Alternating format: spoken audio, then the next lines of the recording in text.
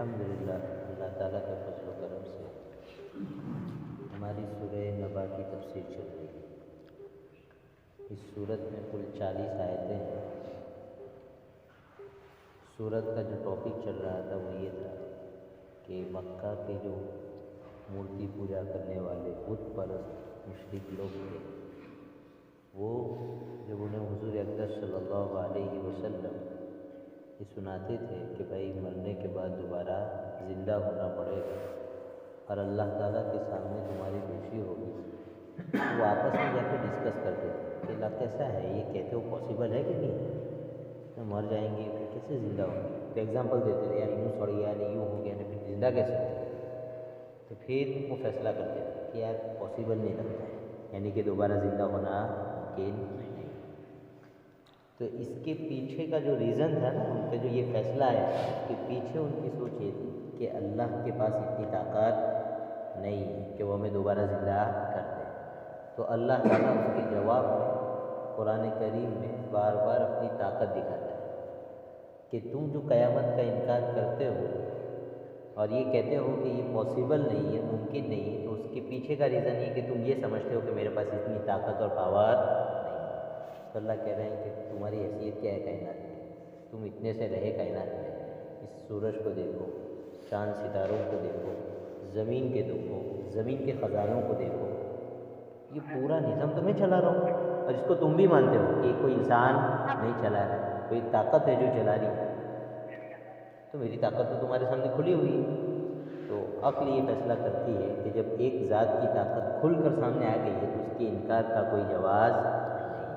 پھر انکار کرنا یہ حد دھرمی ہے، جان بوجھ کر نہ مانو، اور حد دھرمی جرم ہے اور جرم کی سزا ہوتی ہے، لہذا ہم نے تمہارے لیے ایک دن طے کر کے رکھا ہے، ان یوم الفصل کان میقاتا، اور وہ قیامت کا دن ہے جب تمہیں سپاڑے بلائیں گے، خوب ماریں گے، اور اگر نہیں تمہیں مار کھانی ہے تو سدھر جاؤ، مسلمان بن جاؤ اور ایمان لے آؤ، یہ تمہارے لیے خیریت ہے۔ یہ پورا ٹاپک چل رہا تھا۔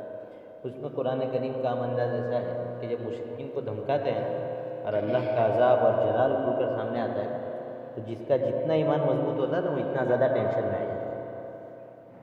جیسے اسکول میں ٹیچر کا نا بہت ٹف پیپر آنے والا ہے، تو جس نے پڑھا نہیں ہے نا اس کو کوئی پریشانی نہیں ہے، تو یوں ہی گلے میں ہاتھ ڈال کے نکل جائیں گے کلاس سے، اور جتنے محنت کر رکھے ہیں وہ ٹینشن میں آ جائے گا، پتہ نہیں کہاں سے پوچھے گا، وہ چوپڑی لے کر گھر جا کر ڈھونڈے گا، یہاں سے آئے گا یہاں سے آئے گا یہاں سے آئے گا، کہاں سے آئے گا۔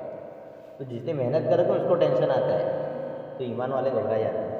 تو اللہ تعالیٰ بیلنس بناتا ہے کہ تمہیں ٹینشن لینے کی ضرورت نہیں، تمہارے لیے تو ان للمتقین مفازا حدائق وانابا وکواعب اترابا، تمہارے نام تو کامیابی ہم نے کر رکھی ہے۔ یہ جنت کس چیز کے لیے؟ تمہارے لیے تو ہے، یہاں کے مزے، یہاں کی نوجوان لڑکیاں، یہاں کی شراب اور یہاں کی خوش عیش زندگی، یہ سب تمہارے لیے، چاہے کائنات میں تمہیں کوئی کچھ نہ جانتا ہو۔ یہاں جو بہت سے لوگ ہیں نا جو تہجد کے پابند ہیں، جو نمازوں کے پابند ہیں، جو حلال حرام کا فرق کر کے چلتے ہیں، سماج میں اگرچہ ان کی کوئی ولی نہ ہو لیکن خدائے پاک کی قسم قیامت کے دن یہ ہیرو ہوں گے۔ یہ جب یوں اٹھیں گے نا قبروں سے تو چاند جیسے ان کے چمکتے چہرے ہوں گے۔ یہ وہ لوگ ہوں گے جنہیں کائنات کی نورانی محفل میں نورانی مخلوق انہیں سلام علیکم بما صبر فنعم عقبی الدار، سلامتی اور رسپیکٹ اور اللہ کے سلام ان کو آئیں گے، سلام قولا من رب الرحیم، اللہ کی طرف سے تمہیں جو ہے پیغام بھیجا جائے سلامتی۔ تو اللہ جنت سنا دے۔ پھر اللہ تعالیٰ نے آگے قیامت کا منظر کھینچا، پھر اللہ نے اپنی رحمت سنائی، اور ہماری جو آیت چل رہی ہے وہ اللہ نے کہا کہ یہ ایک طرف میری رحمت اپنی جگہ لیکن میرا جلال بھی قیامت کے دن کیسا ہوگا؟ اللہ فرماتے ہیں لا یملکون منہ خطابا، کسی کی مجال نہیں کہ ہمارے سامنے کچھ اون کے تم کر سکے، ہم نے جو فیصلہ کیا بالکل ٹھیک ہوگا اور کوئی اون تو نہیں کر پائے گا۔ تو اللہ کہہ رہے ہیں یوم یقوم الروح والملائکۃ صفا لا یتکلمون الا من اذن له الرحمن وقال صوابا، کہ جس دن سب روحیں اور فرشتے صف بنا کر قطار بنا کر کھڑے ہوں گے، اس دن اس شخص کے سوا کوئی نہیں بول سکے گا جسے خدائے رحمان نے اجازت دی ہو اور وہ بات بھی ٹھیک ہے۔ یعنی سب پوری کائنات کی مخلوق اور فرشتے، پوری تفصیل بتائی تھی، قیامت جب برپا ہوگی سب کھڑے ہوں گے اور اور حضرت جبرائیل کی پیشی ہوگی، جیسا کہ میں نے کہا یوں وہ کانپ رہے ہوں گے اور کہیں گے کہ مشرق اور مغرب میں کسی نے بھی آپ کی عبادت کا حق ادا نہیں کیا۔ پھر اس کے بعد حساب کتاب شروع ہوگا۔ اس دن سفارش کا حق اللہ جس کو دیں گے وہی بول سکے گا، اور وہ بھی جو وہاں کا رول ہوگا نا کہ بھائی اس آدمی کی تم سفارش کر سکتے ہو، بس اسی کی سفارش کر سکتا ہے، اس کے علاوہ کسی اور کی سفارش نہیں کر سکتا۔ سب سے بڑی چیز ہے ایمان، جس کے پاس ایمان ہوگا اس کی سفارش ہوگی۔ اس سے بڑھ کر کائنات میں کوئی سچی بات نہیں ہے۔ یہ سچی بات جس کے پاس ہوگی اور اللہ کی شرائط کے مطابق ہوگی، وہ بندہ جو ہے قیامت کے دن ایسا ہوگا کہ اس کی سفارش کروا دی جائے گی۔ حضور اقدس صلی اللہ علیہ وسلم، تمام انبیاء کرام، اولیاء کرام، علماء کرام، حفاظ، جنگوں میں شہید ہونے والے مجاہدین اور نیک لوگ، ان سب کو بلا بلا کر کہا جائے گا کہ تم سفارش کر لو، جس کو لے جانا چاہتے ہو جنت میں لے جاؤ، یہ موقع دیا جائے گا۔ لیکن رول یہ ہے کہ جس کا ایمان محفوظ ہے اسی کی سفارش ہو سکتی ہے۔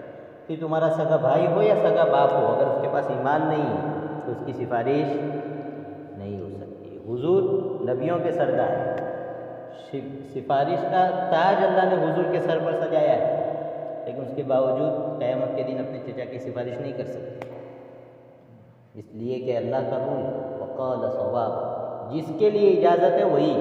اس لیے قرآن نے کہا ہے فَإِذَا نُفِخَ فِي الصُّورِ فَلَا أَنْسَابَ بَيْنَهُمْ يَوْمَئِذٍ وَلَا يَتَسَاءَلُونَ، کہ جس دن سور پھونک دیا جائے گا تو خاندانی رشتے کچھ کام آنے والے نہیں ہیں کہ بھائی یہ میرا باپ ہے یا میرا بیٹا ہے۔ حضرت نوح مثلا یہ نہیں سفارش کر سکتے کہ میرے بیٹوں کو معاف کر دیجیے، دنیا میں دعا مانگی، اللہ نے کہہ دیا نہیں۔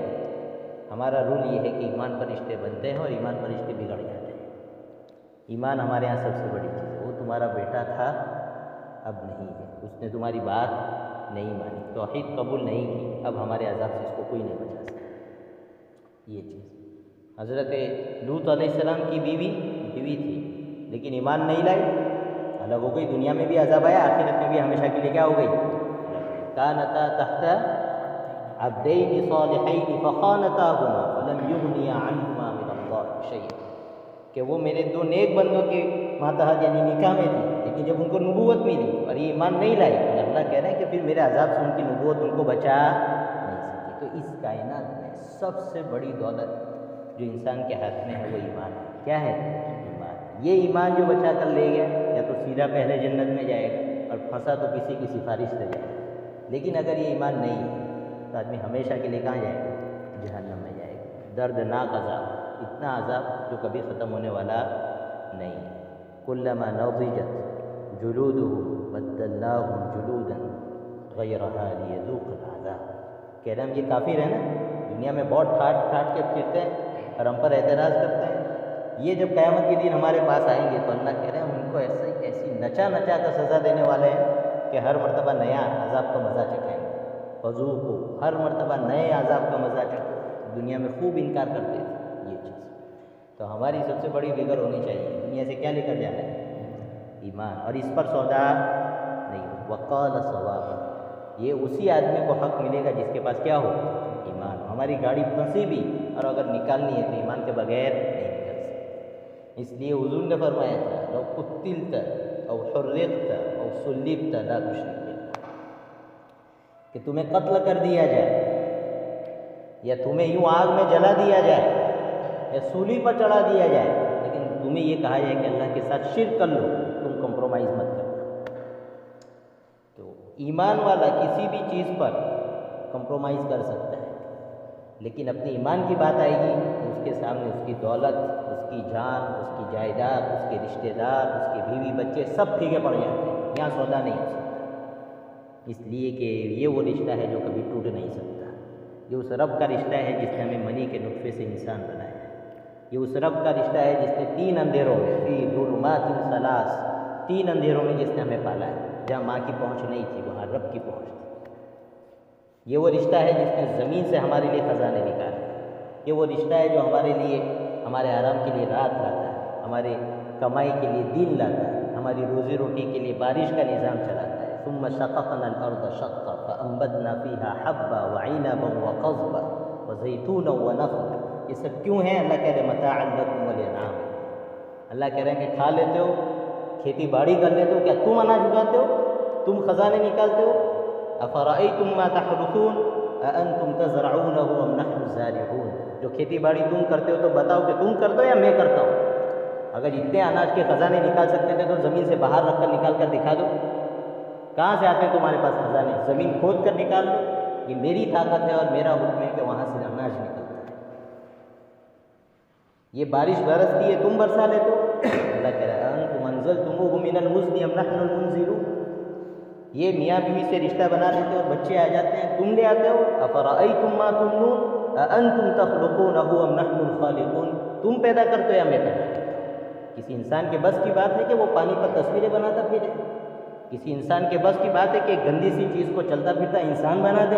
اللہ کہتے ہیں میں پیدا کرتا ہوں، میں بناتا ہوں۔ ماں کا رشتہ آدمی کبھی دنیا میں سودا نہیں کرتا، باپ کے رشتے کا سودا نہیں کرتا، کوئی انسان کبھی اپنے رب کا اور اپنے رسول کا سودا کر سکتا ہے؟ یہ کبھی نہیں ہو سکتا۔ اسے علامہ آزاد رحمۃ اللہ علیہ نے بات کہی تھی کہ اس ملک میں ہم ہر چیز پر کمپرومائز کر سکتے ہیں، لیکن اس وقت تک جب تک ہمارا دین باقی ہے۔ جس دن ہمارے دین پر بات آئے گی اس وقت ہم چھوٹی سے چھوٹی اور بڑی سے بڑی کسی چیز پر کمپرومائز نہیں کریں گے۔ یہ جو لوگ کہتے ہیں نا کہ تھوڑا بہت آدمی کو ماڈرن ہو جانا چاہیے، تھوڑا ان کے وہاں شریک ہو جانا، تھوڑا ان کا ہمارے یہاں شریک ہو جانا چاہیے، شرک کے معاملے میں بات نہیں چلے گی۔ اور یہ بات نہ سمجھ میں آتی ہوتی بہت گھونڈی مثال ہے، لیکن حقیقت سمجھنے کے لیے ضروری ہے کہ جو لوگ کہتے ہیں کہ بھائی تھوڑا اپنے ان کے یہاں چلے جائیں، وہ ان کے دھرم کے وقت اپنے عید کے وقت یہاں آ جائے اور ہم ان کے وہاں چلے، کافر یہ کر سکتا ہے، ایمان والا نہیں کر سکتا۔ اس کی وجہ ہے کہ اس کا کوئی دھرم ہی نہیں ہے، اس کے پاس اس کا جو اپروچ ہے، پوائنٹ آف ویو ہے، وہ کوئی اتنا مضبوط نہیں ہے کہ اس کو کوئی اچھی گائیڈ لائن نہیں ملی ہوئی۔ اور ہمارے پاس بالکل پکی گائیڈ لائن ہے، اللہ نے جینے کا سلیقہ دیا ہے، ہر چیز کی ایک حد ہے، اس سے باہر ہم نہیں نکل سکتے۔ اور جو کہتے ہیں نا کہ تھوڑا ہو جانا چاہیے، اس سے ذرا پوچھو کہ تیرا ہمسر اور تیرے جیسا خوبصورت لڑکا ہو اور وہ یہ کہے یار تھوڑی بیوی تیری میرے ساتھ رہے اور میری بیوی تیرے ساتھ رہے، تو مجھے آدمی سننا بھی پسند کرے گا؟ اپنے بستر پر کسی کو شریک کرنا نہیں چاہتے ہیں، اور اللہ کی ذات کے ساتھ پتھروں کو شریک کرو گے؟ اللہ کو غیرت آتی ہے، جیسے انسان کو اپنی بیوی کی بات آتی ہے، اپنی ماں کی بات آتی ہے، تو غیرت آتی ہے نا کہ ایک شریف انسان ایسی بات سننا بھی گوارا نہیں کرتا ہے، تو اللہ تعالیٰ اس سے زیادہ بے نیاز ہے، بہت بے نیاز ہے۔ حضور نے فرمایا کہ میں تم سے زیادہ غیرت والا ہوں اور مجھ سے بھی زیادہ اللہ غیرت والا ہے۔ کہ جو لوگ کہتے ہیں کمپرومائز کر لینا چاہیے، اللہ کی غیرت یوں آدمی کو سالوں کی اس کی عبادت ایک جھٹکے میں باہر نکال دیتی ہے، فَأَحْبَطَ أَعْمَالَهُمْ، نکلو یہاں سے، کوئی حیثیت نہیں۔ جیسے کوئی آدمی یہ کمپرومائز کر لینا کہ ہاں میری بیوی جو ہے شریک چلے گی دوسرے کے ساتھ، وہ بیوی قبول کر لے گی اس کو جی۔ کوئی آدمی یہ کہے کہ میری ماں کے بستر پر دوسرا چل جائے گا میرے باپ کی جگہ پر، یہ جتنی بھونڈی، جتنی خراب اور جتنی گھٹیا حرکت ہے، اس سے بڑی حرکت یہ ہے کہ آدمی یہ کہے کہ دھرم کے معاملے میں کمپرومائز چل جائے گا، ہمیں جینا ہے دنیا، کبھی نہیں ہو سکتا، یہ کبھی نہیں ہو سکتا ہے۔ جس کے دل میں رتی برابر ایمان ہے وہ غیرت کھا جائے گا، دنیا کا سودا کر دے گا لیکن اس چیز کو قبول نہیں کرے گا۔ ہم اللہ کے ذات کے ساتھ، انسان اور انسان میں تو کچھ جینڈر میں ایک جیسے بھی ہے، وہاں ہم قبول نہیں کر رہے ہیں، تو انسان اور خدا جس کا کوئی رشتہ ہی نہیں، اور وہاں ہم یہ قبول کر لیں کہ کسی کو کسی کے ساتھ شریک کر لیں گے، کبھی نہیں ہو سکتا، اور دنیا کی کوئی طاقت ہم سے یہ سودا نہیں کروا سکتی۔ حضرت حذیفہ بن الیمان، ان کو رومیوں کے فوجیوں نے قیدی کر لیے، قیدی بنا لیے۔ اب یہ قیدی ان کو لے گئے رومی بادشاہ کے پاس، یہ وقت کی سپر پاور طاقت تھی، بادشاہ کے سامنے پیش کیا گیا، کہا کہ یہ وہ لوگ ہیں جنہوں نے کائنات میں ہنگامہ مچا رکھا ہے، ان میں سے ایک بندہ ہے۔ صحابہ کرام ڈرتے تھے نا، یہ ان کے بڑے بڑے بادشاہ ان سے پوچھتے تھے کہ وہ انسان ہے یا کوئی اور مخلوق ہے، وہ کہتے تھے انسان ہی ہے۔ کہا تو یار تم سے زیادہ ہے یا کم ہے؟ تو کہا ہم سے کم ہے۔ کہا ان کے پاس ہتھیار زیادہ ہے تمہارے پاس زیادہ ہے؟ وہ کہتے تھے ہمارے پاس زیادہ ہے۔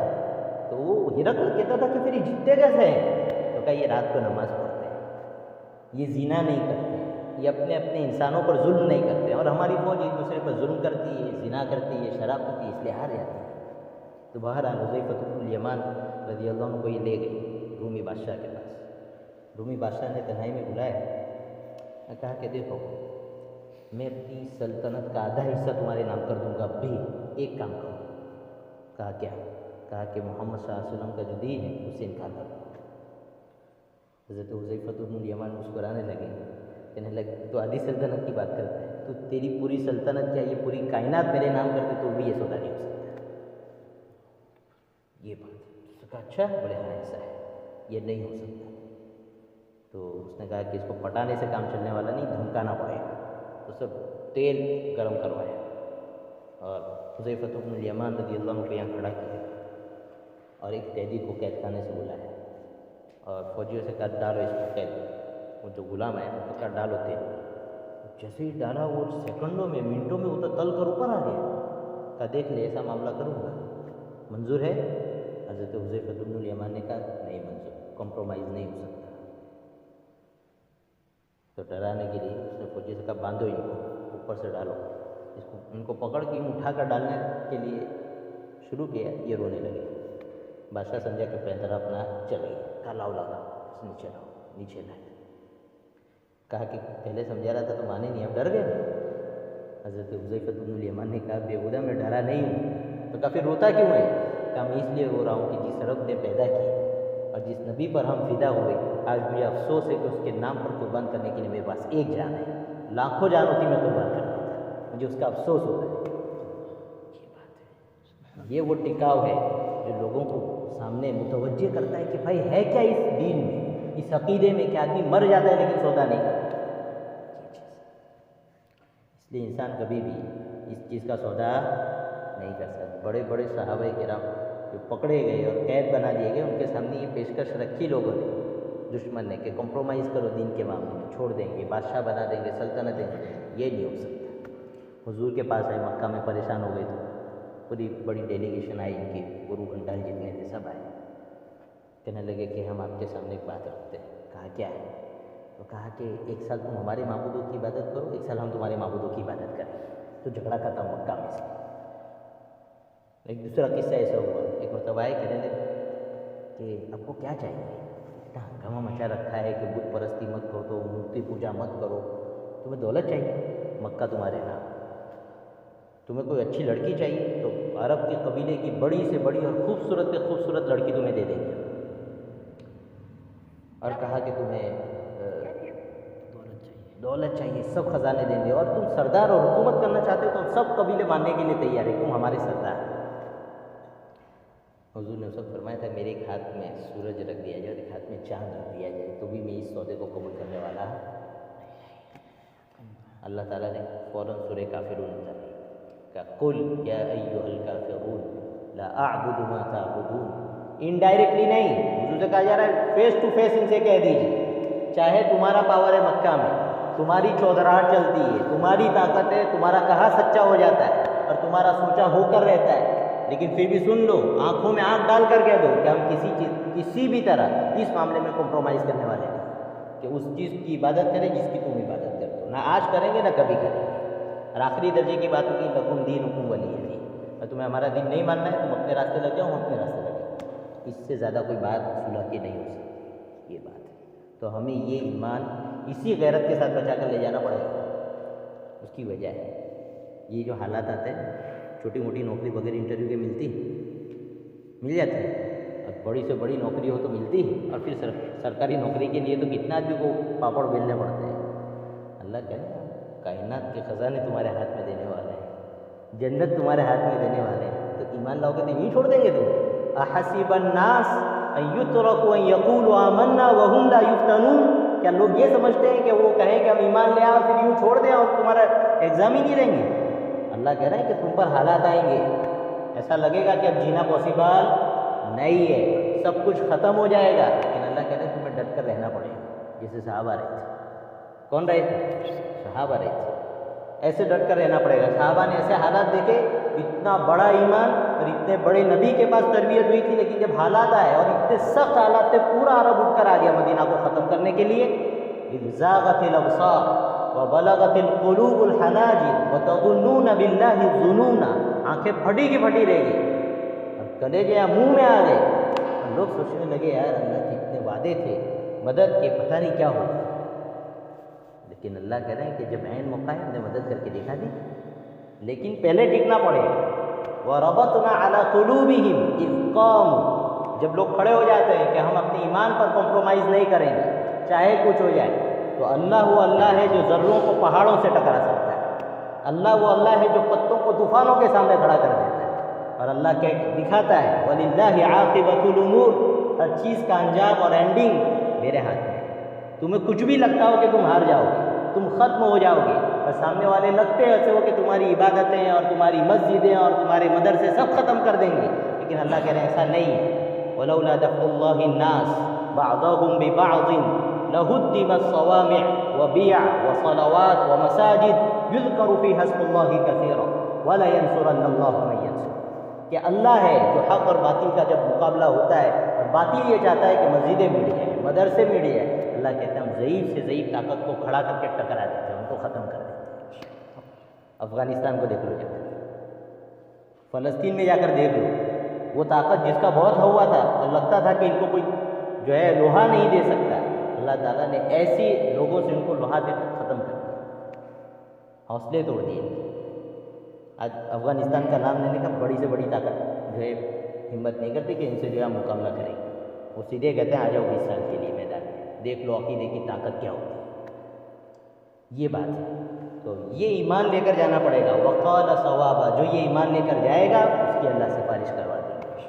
ذالک الیوم الحق، دنیا میں کچھ بھی ہو رہا ہو اور کوئی بھی غالب تمہیں نظر آ رہا ہو، فلا یغرنک تقلب الذین کفروا فی البلاد متاع قلیل ثم مأواہم جہنم وبئس المہاد۔ یہ کافر وافر بت پرست مورتی پوجا کرنے والے یہ دنیا میں یہاں سے یہاں بھاگتے رہے، مال دولت کے لیے، تجارت کے لیے، اعلیٰ سے اعلیٰ بزنس کلاس میں سفر کر رہے ہو، اللہ کہہ رہے ہیں کہ ان کی اس بھاگ دوڑ سے، طاقت سے، غلبے سے اور ان کی اس عزت سے کبھی دھوکے میں مت آ جانا۔ متاع قلیل، چند دن کی بات ہے، چند دن کی بات ہے، یہ ہمارے پاس آئیں گے، ان کے لیے ہم نے جہنم تیار کر کے رکھی۔ یہ ذالک الیوم الحق، یہ وہ دن ہے جو پر حق ہے۔ فمن شاء اتخذ الی ربہ مآب، اللہ کہہ رہے ہیں سیدھی بات، جو چاہے اپنے پروردگار کے پاس ٹھکانہ بنا کر رکھے۔ یہ اللہ کا جلال ہے، بے نیازی، اللہ کسی کا محتاج نہیں ہے۔ اللہ کہہ رہے ہیں یہ کھول کر رکھ دیا، یہ رہی جنت، یہ رہی جہنم اور یہ رہا میدان قیامت۔ سب کی ہولنا کی اور سب نعمتیں تمہارے سامنے کھول کر رکھ دی، اب تمہاری چوائس، جو چاہے اپنے پروردگار کے پاس اپنا ٹھکانہ بنا کر رکھے۔ اب ٹھکانہ کیسے بنائیں گے؟ ایمان بچاؤ اور اعمال صالحہ، ایمان بچاؤ اور اعمال صالحہ۔ اب اعمال صالحہ کیسے کرنے اور لائف کو کیسے وصول کرنا ہے اور زندگی کے لمحات کو کیسے کیش کرنا ہے، آئندہ کی مجلس میں کریں گے۔ آج ایمان کی اہمیت ہمیں معلوم ہے، اس کے بغیر سفارش ہونے والی نہیں ہے، کبھی نہیں ہوگی۔ دنیا میں کوئی ہمیں مار سکتا ہے، کتنا مارے گا، کتنا تڑپائے گا، ایک جان کتنی ہے، اور چند لمحوں کے لیے تڑپنے کی کیپیسٹی ہے، اس کے بعد ختم ہو جائے گی۔ اور ایک اللہ ہے، وہ ایسی سزا دینے پر قادر ہے، لا یموت فیہا ولا یحییٰ، جہاں آدمی جی بھی نہیں سکے گا اور مر بھی نہیں سکے گا۔ اس لیے آدمی کو دو سزا دی جائے، اس میں جو اخف ہوگی نا، ہلکی والی ہوگی، اسی کو چوائس کرے۔ اللہ کہہ رہے ہیں دنیا کی سزائیں بہت چھوٹی ہوتی ہیں، ہمارے عقیدے کے لیے تم مر کر دکھا دو، ہم تمہیں کامیاب کر دیں گے آخر۔ اس لیے جو دین کے لیے شہید ہونے والے لوگ ہیں نا، اللہ نے نبیوں من النبیین والصدیقین والشہداء، نبی، صدیقین اور سیدھا تیسرا درجہ انہیں کو دیا ہے جو دین کے لیے کیا ہو جاتا ہے، ختم ہے۔ تو مومن کبھی بے حوصلہ نہیں ہوتا ہے۔ ہماری ایمان اور عقیدے پر بات آئے گی، کوئی مسئلہ نہیں ہے، کیسا بھی ایمان والا ہو، لیکن اس کے عقیدے پر بات آئے گی، وہ ختم کر دے گا سب۔ ایک بار مولانا الیاس صاحب رحمۃ اللہ علیہ جا رہے تھے اپنے کسی ساتھی کے ساتھ، چند نوجوانوں کو دیکھا جو کبھی اپنی 60 کی وہ اپنی ہوتی ہے جمعہ کی اور عیدین کی نماز، 8 کی 60 کی 360 والی ہم جو بولتے وہ والے نمازی کھڑے تھے۔ تو جو ساتھی تھا نا، اس سے مولانا الیاس صاحب رحمۃ اللہ علیہ نے پوچھا کہ ان کے بارے میں تمہارا کیا خیال ہے؟ کہ بہت بیکار لوگ ہیں، جوا کھیلتے ہیں، سٹا کھیلتے ہیں، نماز میں تو دکھتے نہیں ہیں۔ مولانا الیاس صاحب نے کہا نہیں، اگر ابھی مسجد پر حملہ ہوگا نا تو یہی لوگ سب سے آگے ہو کے ڈانگے لے کر۔ تو ہماری ایمان اور عقیدے میں ہم کبھی کسی سے کمپرومائز کرتے نہیں، اور کرنا بھی نہیں چاہیے۔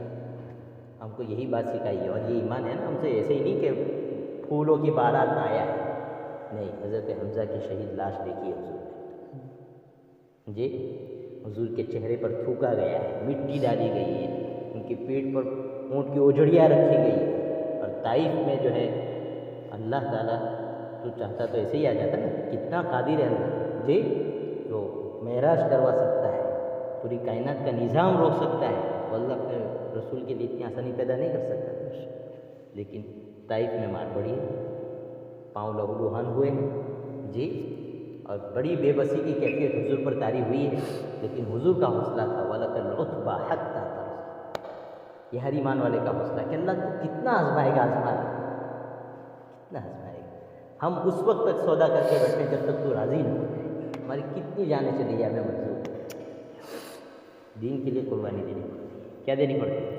قربانی دینی پڑتی ہے، اگر یہ بغیر قربانی کے چل جاتا نا تو اللہ رسول سے قربانی نہ لیتا، اللہ صحابہ سے قربانی نہ لیتا، سب نے قربانیاں دی ہے، اور جب بھی اللہ دنیا میں اسلام کو عزت دار بنا کر، حاکم بنا کر نافذ کرے گا، اس سے پہلے قربانی دینی پڑے گی۔ اللہ تعالیٰ ہمیں اپنی ایمان پر قائم رہنے کی اور اپنی ایمان کی حفاظت کرنے کی توفیق دے۔ الحمدللہ، اللہ تعالیٰ